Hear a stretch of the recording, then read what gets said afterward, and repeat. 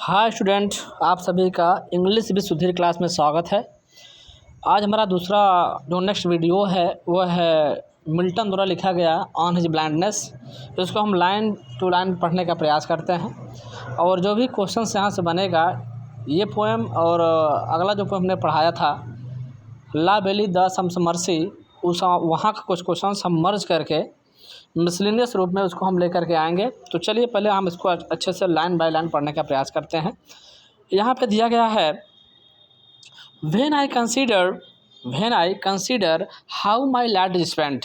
When जब, I consider मैं विचार करता हूँ, जब मैं विचार करता हूँ, हाउ माने कि कैसे, माई लाइट मेरी आँखों की रोशनी स्पेंट खर्च हो गई, अर्थात मैं अंधा हो गया।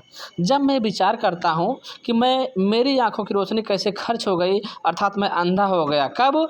एर माने पहले, हाफ माने आधे, माई डेज माने मेरे दिनों में। मैं अपनी युवा अवस्था में कैसे अंधा हो गया जब मैं विचार करता हूँ।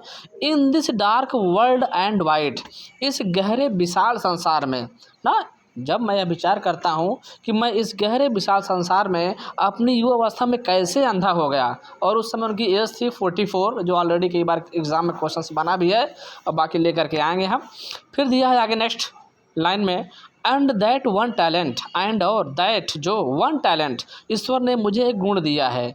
वो कौन सा गुण है? टू राइट अ पोएम, कविता लिखने की। एंड और दैट वन टैलेंट, ईश्वर ने जो मुझे एक गुण दिया है, which is death to height.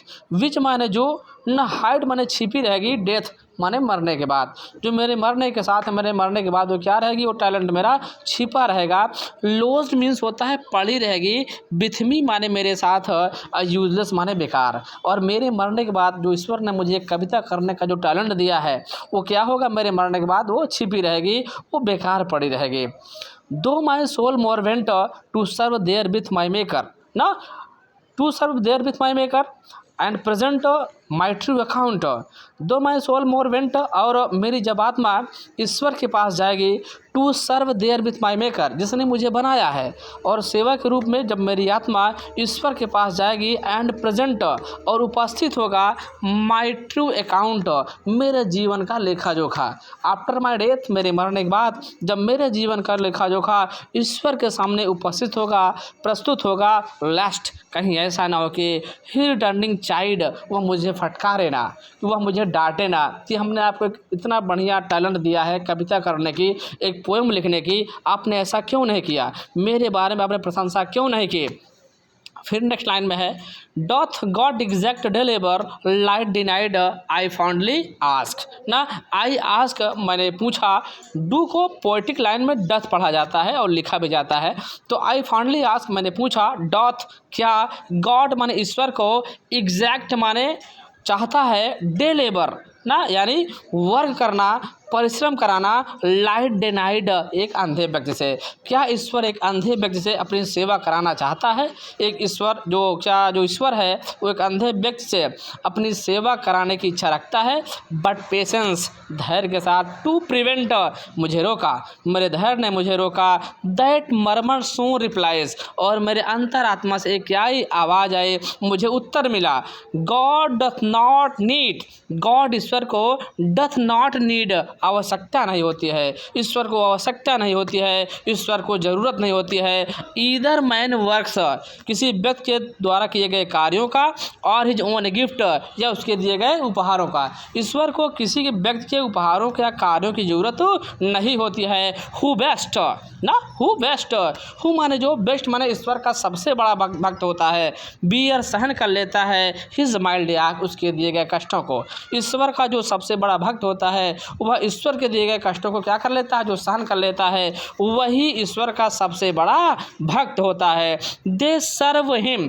दे माने वे, सर्व माने सेवा करते हैं, हिम माने उसकी, और बेस्ट माने सबसे अच्छे, वही ईश्वर की सबसे अच्छी क्या करते हैं, सेवा करते हैं। कौन लोग? जो ईश्वर के द्वारा दिए गए कष्टों को सहन कर लेते हैं, वही ईश्वर के सबसे बड़े भक्त होते हैं।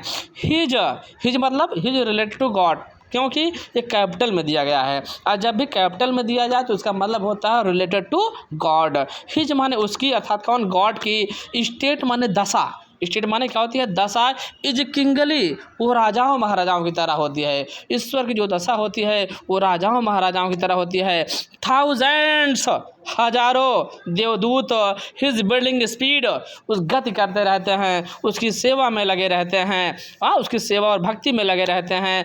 एंड पोस्ट ओवर लैंड, चाहे वह स्थल मार्ग हो, चाहे वो स्थल हो, एंड ओशन, और चाहे समुद्र हो। ईश्वर को किसी की जरूरत नहीं है, उसके पास हजारों देवदूत हैं, एंजल्स हैं, जो हमेशा उसकी सेवा में लगे रहते हैं विदाउट रेस्ट, बिना आराम किए हुए। ईश्वर को किसी के भक्तों की जरूरत नहीं है, उसके पास हजारों देवदूत, चाहे दिन हो चाहे रात हो, चाहे आपका थल हो चाहे आपका समुद्र हो, हर जगह उसकी सेवा में लगे रहते हैं। दे आल्सो सर्व, वो भी ईश्वर की क्या करते हैं? सेवा करते हैं। वो ओनली स्टैंड, जो खड़े रहते हैं, एंड वेट, और अपने पारी का इंतजार करते रहते हैं। उम्मीद करते हैं ये पोएम आपको अच्छा लगा होगा।